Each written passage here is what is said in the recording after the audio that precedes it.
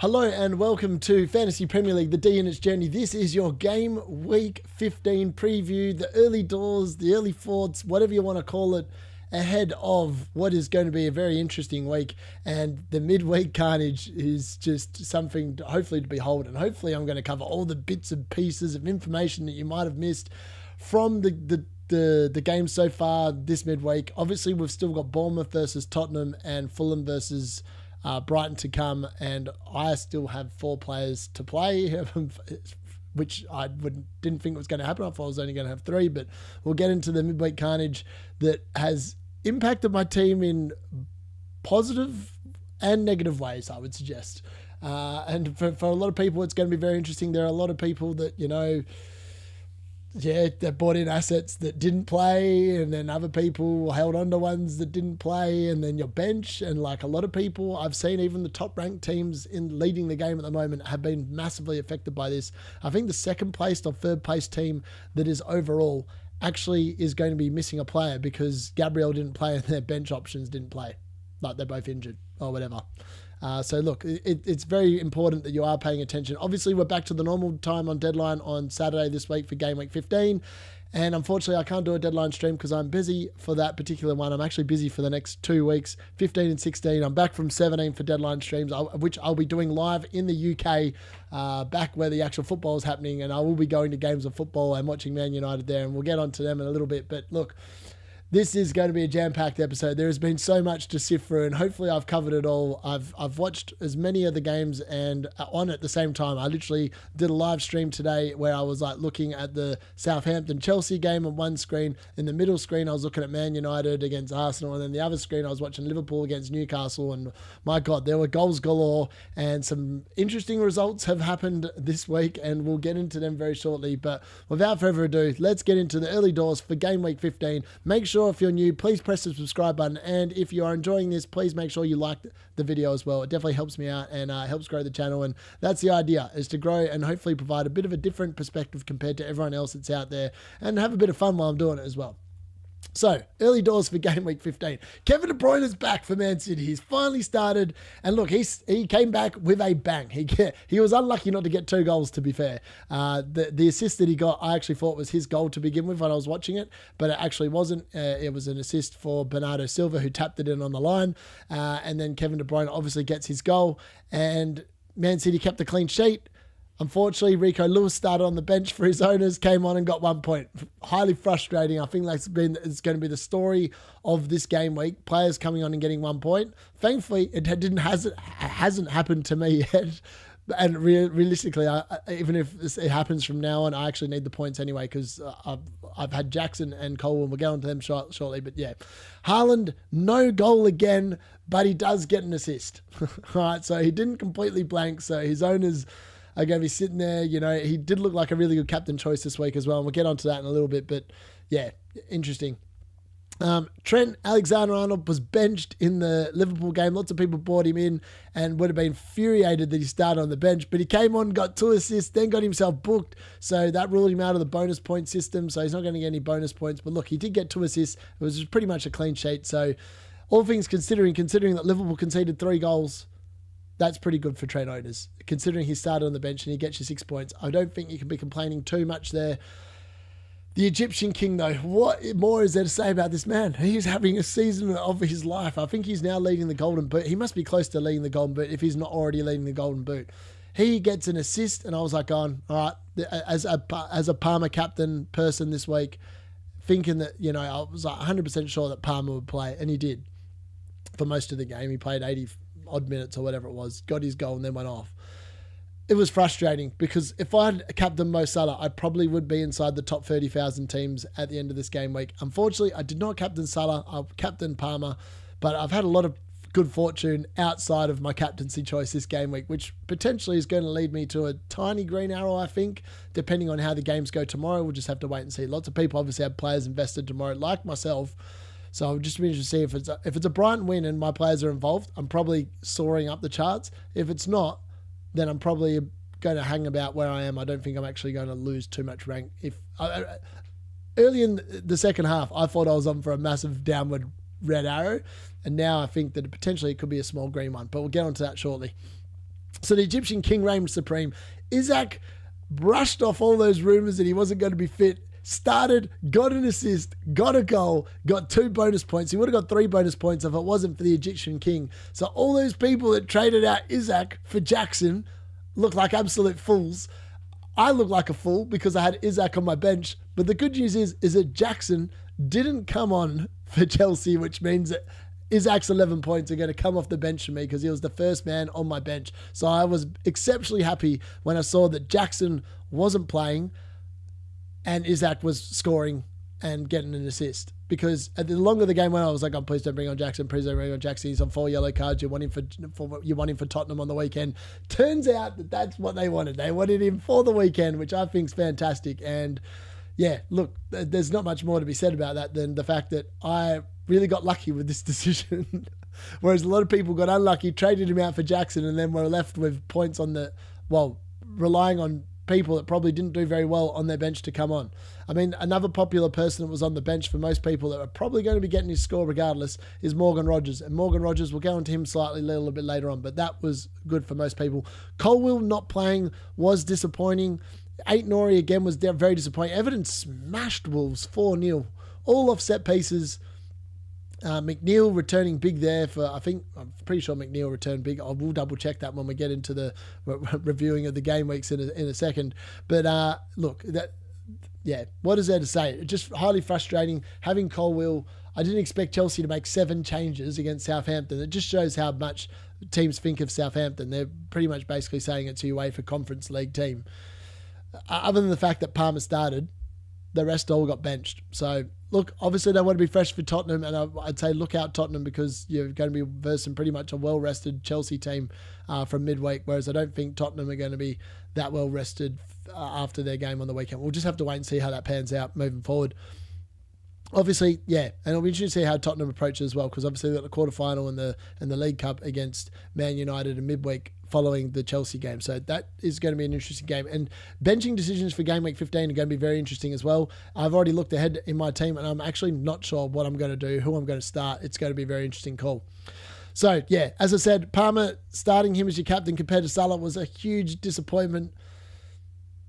Huge disappointment. What is there to say other than the fact that Mo Salah is going to get 18 points like Saka did on the weekend and Palmer got 7? I mean, that's 11-point gap. I mean, that is quite disappointing for owners and people that went that way.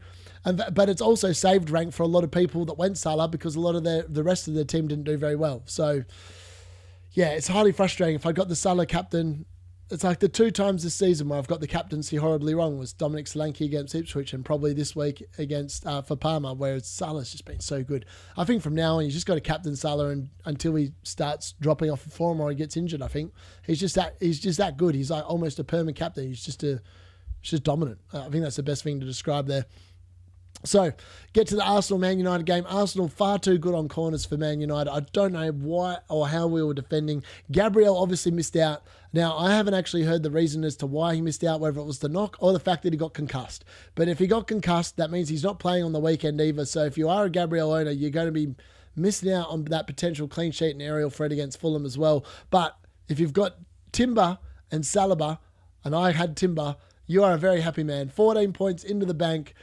He's on track for 3 bonus, and obviously they kept the clean sheet as well. As a Man United owner, that was hard to take, but if there was a silver lining in that particular result, it was the fact that Jurriën Timber, with one of my 2 transfers in this week, has massively performed. And if Matoma performs tomorrow against Fulham, I tell you what, they'll be the best 2 transfers I think I've potentially done all season long. So look, I'm pretty damn happy with the way that's worked out for me with Jurriën Timber. Obviously, Bruno played deeper, which was frustrating as an owner. I don't think that's likely to happen on the weekend. I feel like Mainu will be back in and we'll probably see Ugarte and Casemiro, one of them, play with Mainu against Nottingham Forest, which means that Bruno Fernandes will be pushed further forward into the inside attacking position again. And I think that's his best position. Man United just looked very disjointed in this game and you know, it was a poor performance, I thought. There was a lot of, I don't know. It wasn't like Arsenal dominated, but it just felt like United really, there were too many changes. And I just think that Bruno Fernandes playing deeper just isn't a good look. He never plays there for Portugal, and he dominates for Portugal. I think the further up the ground he is, and Ruud van Nistelrooy showed that in his interim charge, he's just got to be someone that you play up forward. But if he continues to be played deeper, I think that then Bruno Fernandes is probably a sell. It's just going to be a matter of how it works out long term, and I think we're still in the early doors. We don't know whether that's going to be permanent or not, so I think that that's something that you're going to have to take into consideration. And lastly, I think we wrote off the Villa assets way too quickly. Morgan Rogers obviously getting a goal in this game. Unlucky not to get an assist, to be fair. And then Ollie Watkins with an assist and a goal and the 3 bonus points. So he had a massive thing. If you'd actually traded out Isaac to Watkins, you weren't too disappointed. But in reality, you probably could have just saved a transfer. Isaac's up-running comer fixtures do look really good, and I think that's something to keep in mind. So yeah, I think that's the best way of describing it, really. It's going to be one of them weird sort of things. We're just going to have to wait and see what's going on, and yeah, we'll go from there. So without further ado, let's jump into some interesting things. So first off, I'm actually going to just show you Fantasy Football Hub so you can actually see how my team is looking for this week. So as you can see there, I might try and make that a little bit bigger. There we go. So obviously I've got 4 players to play. Nicholas Jackson actually started on my field, and so did Colwill. But they obviously dropped to the bench, and Isaac comes on. He's expected to get 11 points. Mo Salah is expected to get 18. Palmer is my captain, unfortunately, there. As I said, that was a disappointing thing there. But Jurriën Timber with that goal and the clean sheet, 14 points at the back, pretty much makes up for what Mo Salah beat Palmer and captain for me, which is why my rank pre-subs obviously looks bad. It's down to 94,000. But with Isaac coming onto my field in Kirkes, I'm looking a lot better. Provided Tottenham don't score 4 goals. 8 Nori again was disappointing. I mean, how did Everton put 4 past Wolves? I've got no idea. 8 Nori's actually going to drop to the bench against West Ham. Now, West Ham were exceptionally unlucky in the game against Leicester. They had 30 shots to 10, or 9, I think, and they had 10 shots on target.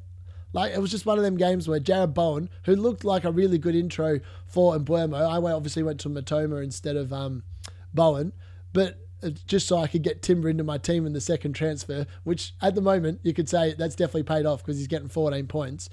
But yeah, if you went for Bowen, it's just unfortunate, really. Yeah, that's the best way of describing it, really. So look, with that being said, let's get into some of the things for this week. So Saka continues to be bought in huge numbers, and I think from like now on, the run looks pretty good. I mean, Man United was always going to be a bit of a weird fixture. They are a tricky team to play against, and they did defend fairly well from like open play, I thought. Ollie Watkins now with that double return, he's now being slammed into teams because of that. Nicholas Jackson obviously as well has been bought in quite heavily. I mean, people are probably filthy. I mean, like, Isaac's probably going to be bought in big numbers again now. Like, lots of people probably won't go there again if they've bought him in twice a season. Like, I obviously started with him, traded him out, transferred him back in, and I've kept him. And I wasn't too concerned because I was always going to bench him against Liverpool. It's just worked out super well for me that he's come on, scored 11 points, and he's actually going to make it onto my team. So I'm pretty happy with that. And Mbeumo continues to be the most sold player in fantasy, followed by Erling Haaland. Again, Haaland, the longer it goes on, the worse it looks. He's going to drop below his starting price at the rate he's going. Luis Diaz, Smith Rowe, Canade, they're all on that list. So look, they're the top ones. So look, we'll go to my team now. So at the moment, as you can see, I'm on slightly less points there because obviously I did start with Jackson and Colwill.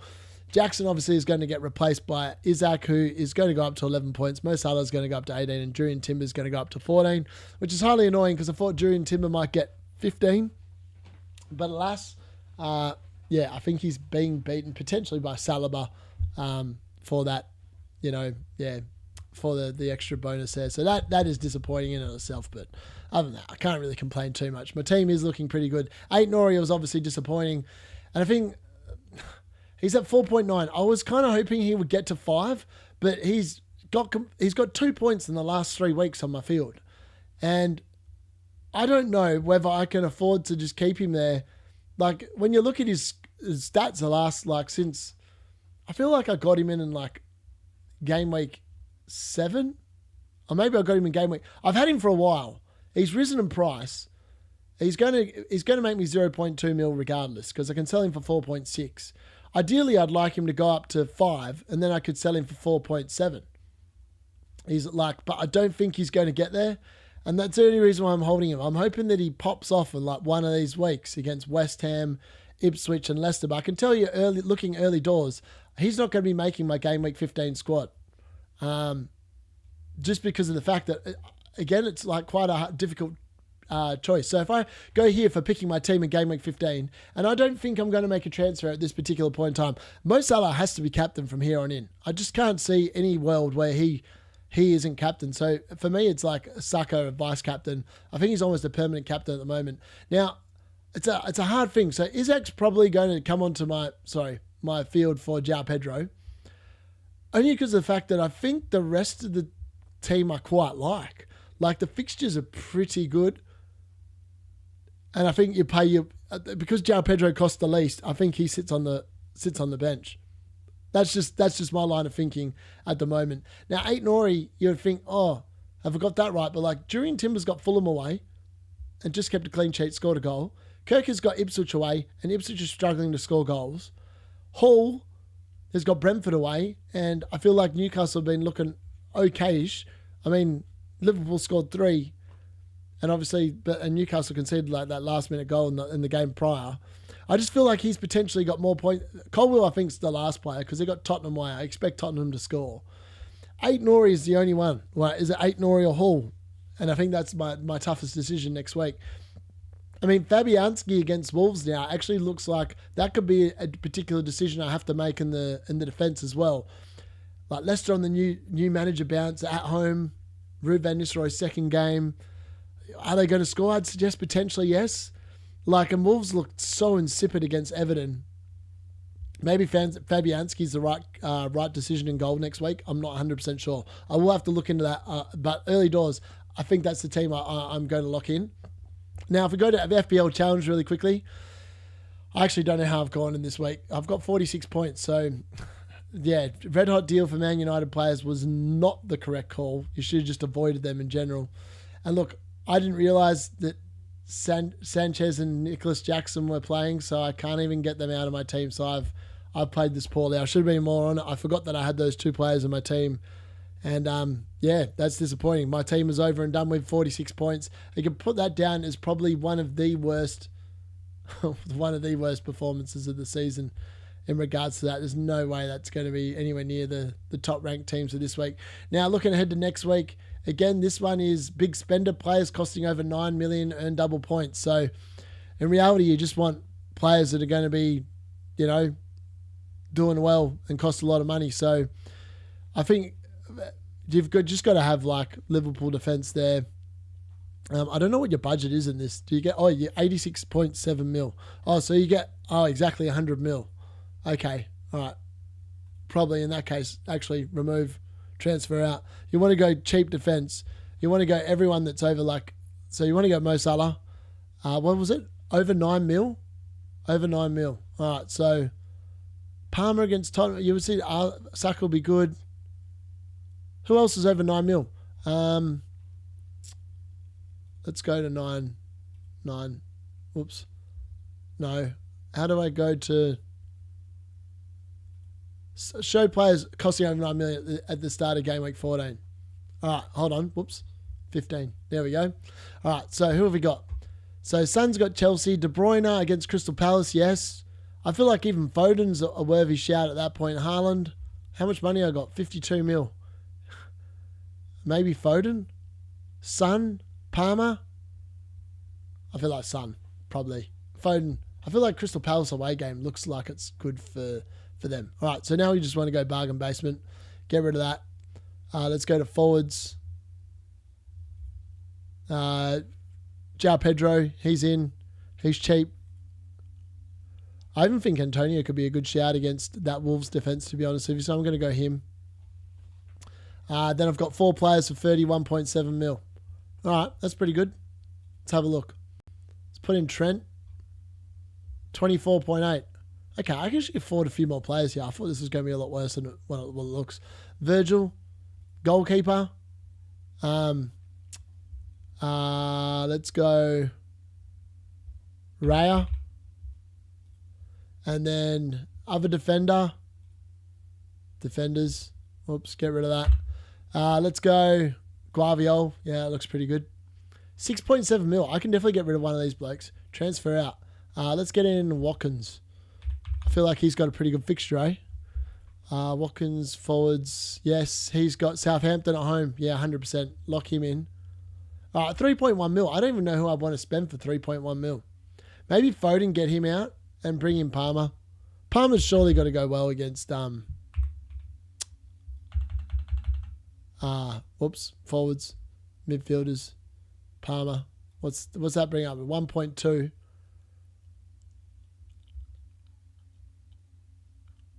I can get a 7 million rated forward.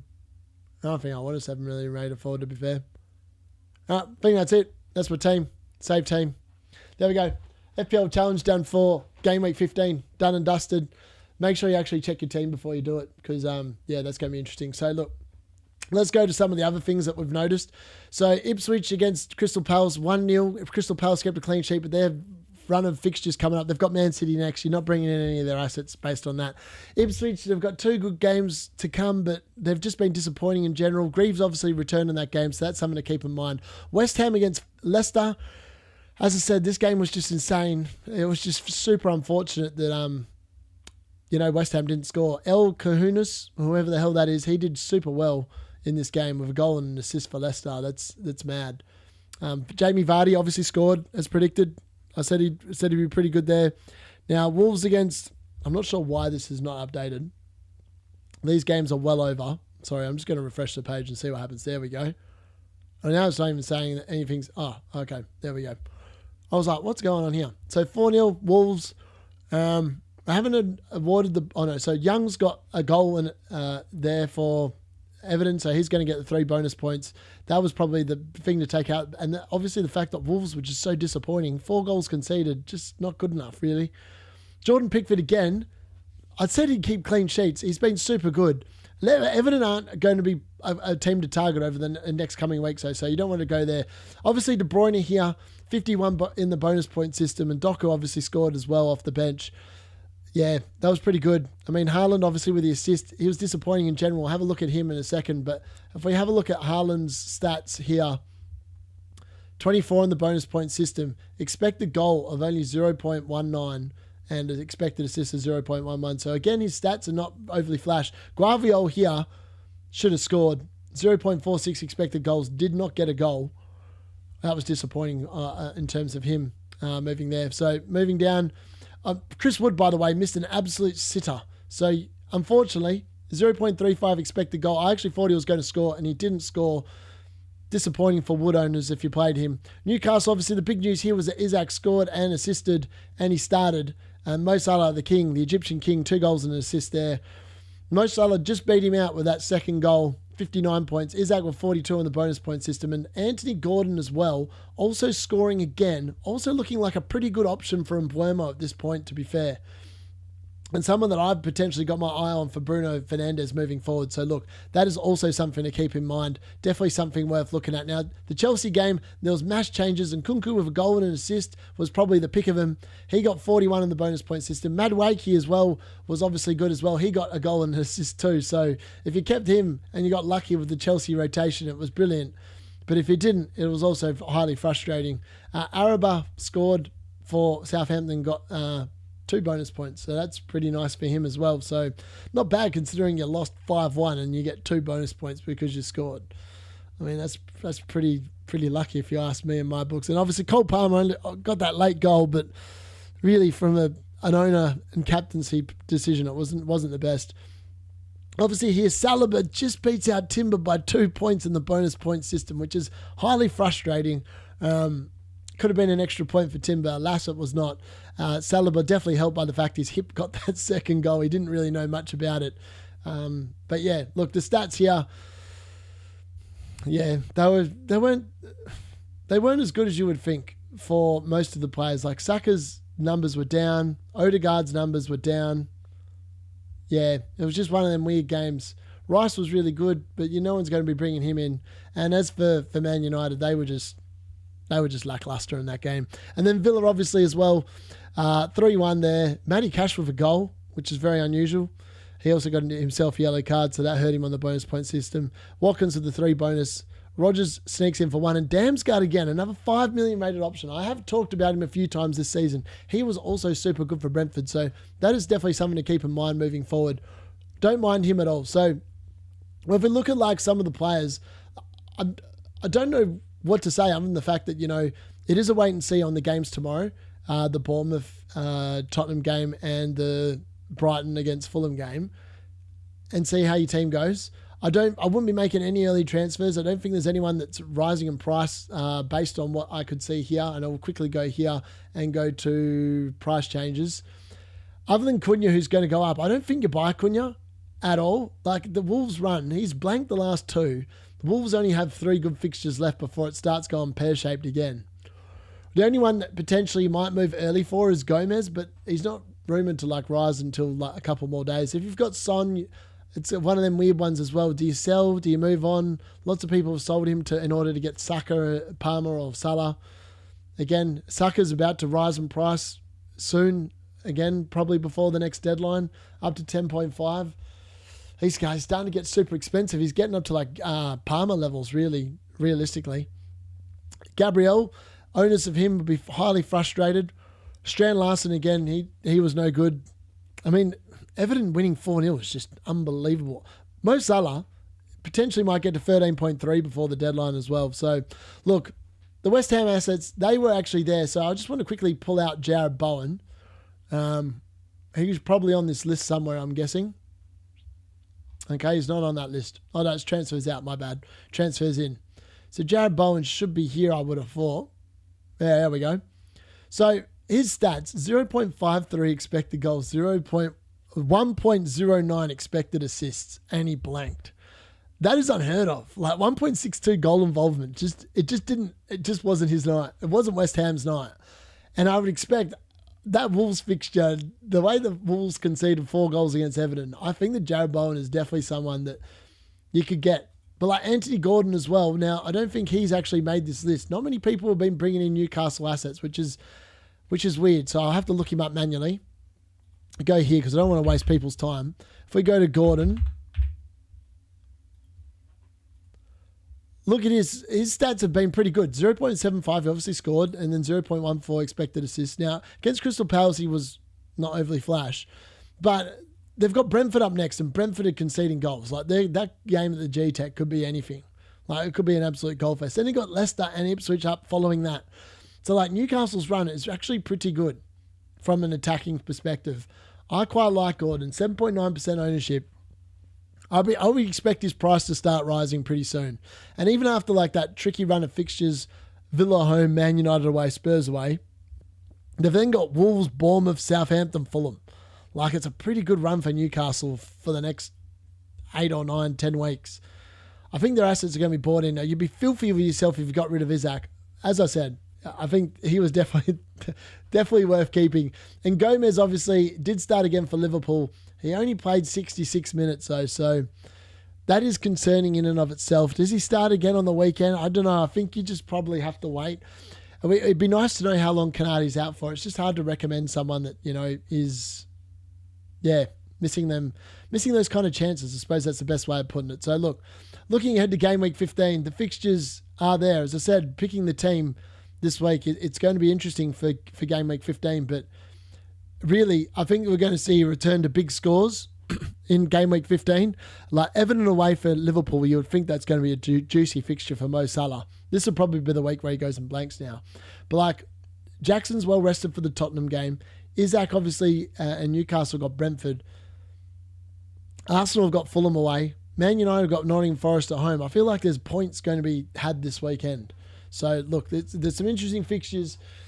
And yeah, as I said, Man United outside Bruno Fernandes, definitely wait and see. And even on Bruno Fernandes, I don't think it's a hold.